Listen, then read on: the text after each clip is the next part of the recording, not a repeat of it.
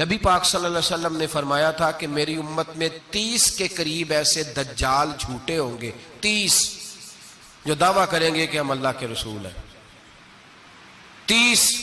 لیکن فرمایا میں آخری نبی ہوں، میرے بعد کوئی نبی آ سکتا، انا خاتم النبیین لا نبی بعدی، میں آخری نبی ہوں، میرے بعد کوئی نبی آ سکتا۔ 30 کے قریب۔ خود نبی پاک علیہ السلام کے زمانے میں 2 بندوں نے دعویٰ کر دیا تھا ہم نبی ہیں۔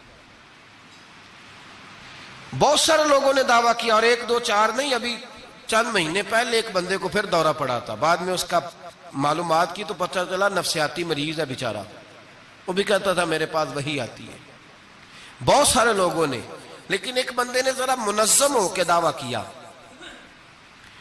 اور خود چونکہ وہ انگریز کا وفادار تھا، تابعدار تھا، اور وہ کہتا تھا میرے آنے کے 2 مقصد ہیں، معاذ اللہ اپنے آپ کو نبی کہتا تھا۔ 2 مقصد ہیں، ایک کہتا تھا کہ جو انگریز حکومت کا وفادار نہیں وہ اللہ رسول کا وفادار نہیں، معاذ اللہ۔ پہلا اس کا آنے کا مقصد وہ بیان۔ دوسرا اس کا مقصد یہ تھا، وہ کہا کرتا تھا کہ دین سارا باقی ہے، موجود ہے، قرآن، حدیث، نماز، روزہ، حج، زکوٰۃ، میں معاذ اللہ نبی بن کے آیا ہوں تو صرف ایک کام کرنے آیا ہوں کہ جہاد کوئی نہیں، جہاد نہیں کرنا، کفر کے خلاف لڑنا۔ آپ کو پتہ تو چل گیا ہوگا میں کس کی بات کر رہا ہوں، مرزا غلام احمد قادیانی۔ اس کے ماننے والوں کو مرزئی بھی کہتے ہیں، احمدی بھی کہتے ہیں، قادیانی بھی کہتے ہیں۔ ایک ہوتا ہے کافر، ایک ہوتا ہے مرتد، ان دونوں میں فرق ہے۔ عیسائی، یہودی، سکھ، ہندو یہ کافر ہیں،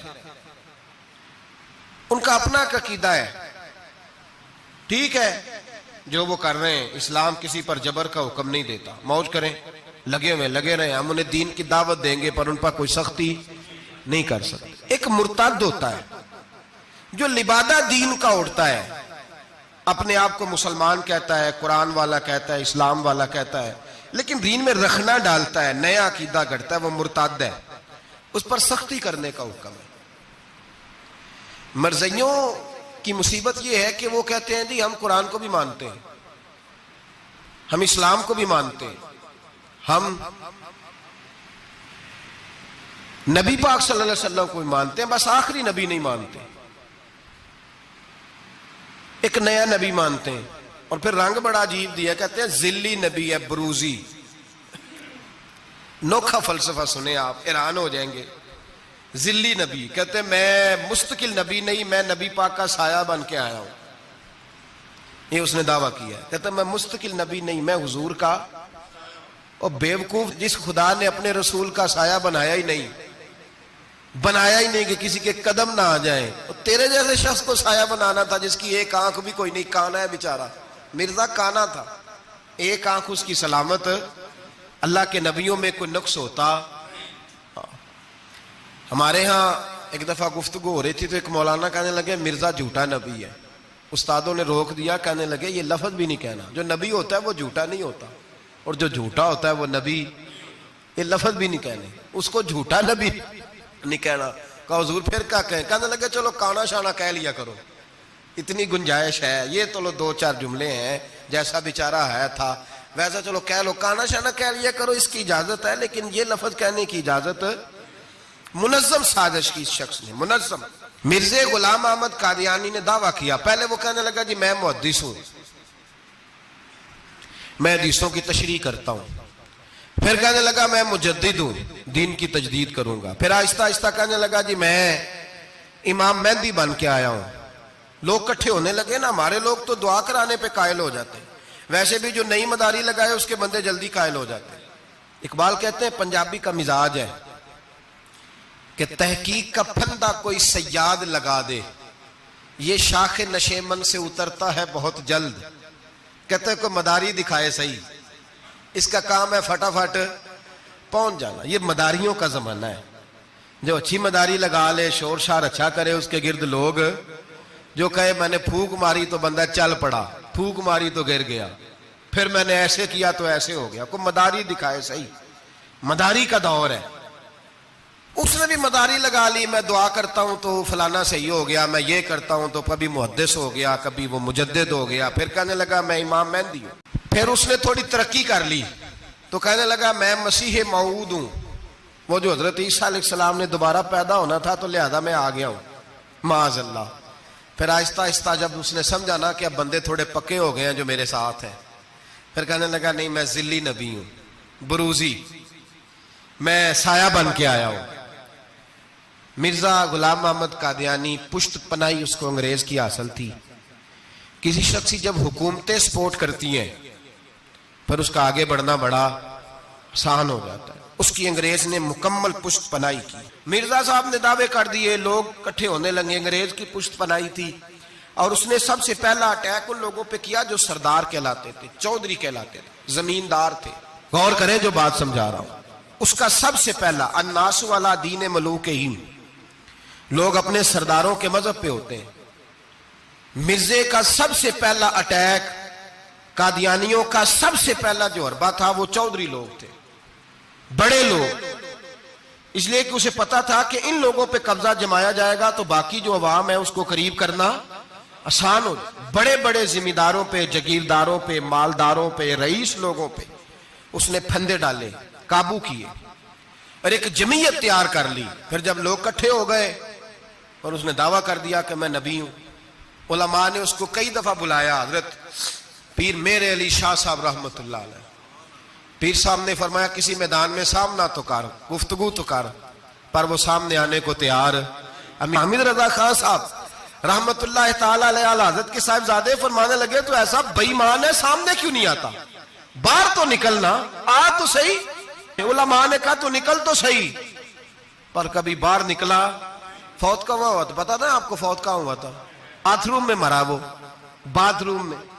और आज तक लोग बाज नहीं आए, उनकी इबादत गाहे हैं, बड़े चक्कर हैं। उम्मत मुस्लिमा के उलमा, मुहद्दिसीन, मुहक्किकीन का मुतफिका फैसला है कि मरज़ई कल भी काफिर थे, आज भी कयामत तक काफिर, और बदतरीन काफिर है, हल्के फुल्के काफिर भी नहीं, सुपरलेटर डिग्री है, जबरदस्त किस्म के काफिर है, छोटे मोटे भी नहीं, आखिरी दर्जे के बदतरीन मुशरिक हैं ये।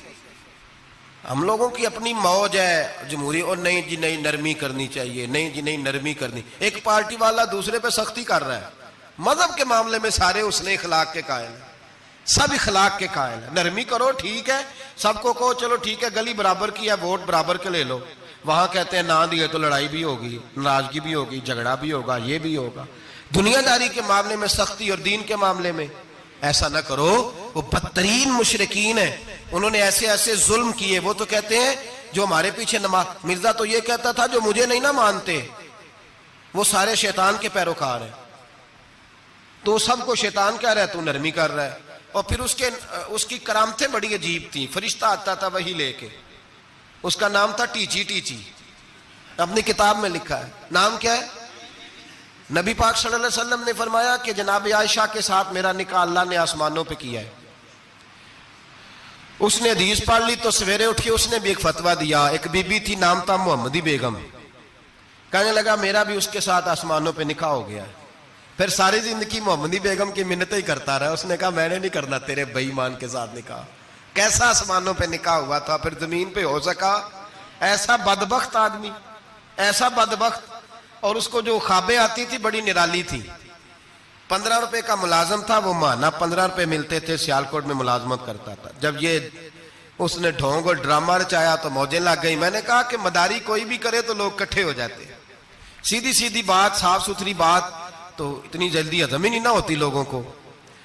तो उसने जब वो कहता मुझे ख्वाब आई है, ख्वाब क्या आई है? कहता वो मेरे पास कोई आने वाला आया तो मुझे हजारों रुपए दे गया है।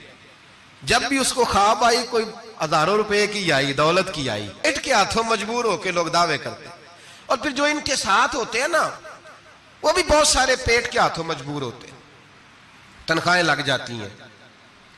और जब किसी की तनख्वाह लग जाती है फिर प्रोपेगेंडा करना उसकी जिम्मेदारी होती है, शोर करना जिम्मेदारी, राय आमा हमवार करना उसकी ड्यूटी होती है।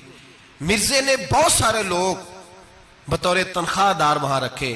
फिर ये तहरीक चली, 1 2 4 नहीं, दर्जनों लोग इसमें शहीद हुए।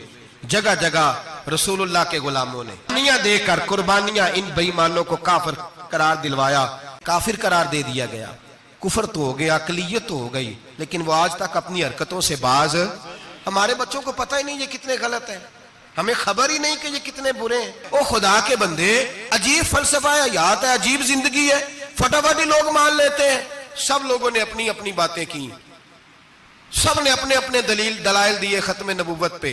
ضرورت ہی نہیں تھی، جب حضور کہہ گئے، جو بن سکتے تھے ان کو نبی پاک کہہ گئے، جو بن سکتے تھے، جن میں صلاحیتیں تھی، حضور نے فرمایا علی تو میرے لیے اسی طرح ہے جس طرح موسیٰ کے لیے ہارون تھے۔ لیکن موسیٰ کے بھائی ہارون بھی نبی تھے، پر میرے بعد کو نبی ہو سکتا تو ہو اسی طرح جس طرح موسیٰ کے لیے ہارون، جن کے اندر خوبیاں پائی جاتی تھی۔ فرمایا ابو بکر میری ساری امت سے افضل ہے پر نبی نہیں ہے۔ میرے رسول پاک نے فرمایا عمر فاروق میں وہ ساری خوبیاں پائی جاتی ہیں جو ایک نبی میں۔ لو کان نبی بعد لکان عمر ابن خطاب، اگر کوئی میرے بعد نبی ہوتا تو خطاب کا بیٹا عمر ہوتا۔ جو ہو سکتے تھے جب وہ نہیں ہوئے تو کانا شانہ اٹھ کے آ گیا ہے، ادھر قادیان کا رہنے والا، اور تو کہتا ہے نہیں مجھے مان لو، چلو پورا نہ مانو، ذلی مان لو، بروزی مان لو، کوئی حیا ہونی چاہیے۔ بڑے بڑے سیانے بندے، ان کو آج تک پتہ ہی نہیں کہ یہ ذلیل کتنے، ان کے اندر خباثت کتنی پائی جاتی ہے۔ اپنے بچوں کو سمجھائیں جو بات عرض کر رہا ہوں۔ ہمارے اپنے شہروں میں جو معروف سکول ہیں ان کے اندر ایسے ٹیچر بھرتی ہونے لگے ہیں جو قادیانی اور مرزئی ہیں، جو گندے نظریات کے حامل لوگ، جو طرح طرح کی، آپ کو نہیں پتا، ہمیں تو شوق ہی بڑا ہے نا، بچہ ایف ایس سی کرے صحیح، جائے جدھر مرضی، بی ایس سی کرے بس وہ، اور بڑی جلدی لوگ مائل اور قائل ہوتے ہیں۔ امام اعظم ابو حنیفہ رحمۃ اللہ علیہ فرماتے ہیں اگر کسی بندے نے دعویٰ کیا کہ میں نبی ہوں، دعویٰ کیا کہ میں نبی ہوں، اور سامنے والے نے اسے یہی کہہ دیا نا کہ اگر تو نبی ہے تو معجزہ دکھا، تو یہ کہنے والا بھی کافر ہو گیا۔ اس لیے کس نے تو دلیل مانگ لیا، یہ تو تھوڑا سا متفق ہوا ہے۔ تماشا دیکھنے کے لیے بھی اگر کہا نا کہ اگر تو نبی ہے تو دلیل لا، کوئی معجزہ، تو یہ لفظ کہنے والا بھی بولیے دائرہ اسلام سے کیوں مانگی تو نے دلیل، کیا ضرورت پڑی تھی، کیوں تو نے ایسا کہا؟ اتنا متفق کا عقیدہ ہے کہ تو مانگ، تو یہ بھی نہیں کہہ سکتا کہ چل کچھ کر کے دکھا، یہ بھی تیرے لیے جائز ہے۔ صوفیاء کہتے ہیں تو نے سوچ کیسے لیا؟ طریقت کے اندر تو غیر کی مداخلت قابل قبول۔ ہم بچوں کو کچھ نہیں سکھا پا رہے، ہمارے بچے لا بلد ہیں دینی تعلیمات سے، ہم یہ شعور دے کے بھیجتے ہی نہیں کہ بیٹا جو اس طرح کی ذرا بھی بات کرے اس کا ذکر کرنا، بتانا، قادیانی، مرزئی، کسی جگہ یہ اپنے آپ کو احمدی کہتے ہیں، کسی جگہ کوئی اور روپ دھارتے ہیں۔ ایک ان کا گروپ اب لاہوری کہلاتا ہے، وہ کہتا ہے جی ہم اسے سارا کچھ مانتے ہیں پر نبی نہیں مانتے۔ ہم نے کہا تم بھی تو بے ایمان ہو نا، کافر کو تو مان رہے ہو نا، چاہے مجدد بھی مانو، مفسر بھی مانو، مان تو ایک بے ایمان کو رہے ہو نا، کافر کو کافر ماننا ضروری ہے۔ اللہ نے کہا کل یا ایھا الکافرون، اللہ نے کافر کو کافر کہا ہے، تو کافر کو کافر ماننا یہ ضروریات دین کا حصہ ہے۔ تو لہٰذا اپنی اولادوں کو، نسلوں کو، آنے والے طبقات کو، بالخصوص کالجز میں، یونیورسٹیز میں اور ان جگہوں پہ جو لوگ تعلیم حاصل کرنے جاتے ہیں، ان بچوں کو خاص کر کے سمجھائیں، ان پر خاص دھیان دیں، توجہ کریں کہ وہ بچے ان چیزوں سے باز آئیں، پرہیز کریں۔ میں نے کہا کہ ایک بہت بڑا طبقہ، اور پھر ایک اور بہت بڑی تکلیف کی بات یہ ہے، ہماری حکومتیں یہ خیال نہیں کرتی کہ کوئی بند باندھا جائے، کوئی ایسا صورت بنائی جائے، کوئی جو ہے وہ ایسی ترتیب لگائی جائے کہ جو لیکچرار آئے یا سرکاری عہدے پہ کوئی شخص آئے اس کی جان پھٹک کی جائے، وہ کون ہے، اس کا عقیدہ کیا ہے، وہ کس نظریے کا ہے۔ ہمارے ہاں کوئی ایسا اندازہ نہیں، اس لیے یہ مرتد، یہ کفار، یہ برے لوگ پھیلتے چلے جا رہے ہیں۔ اپنی صفوں کے اندر ان لوگوں کو تلاش کریں۔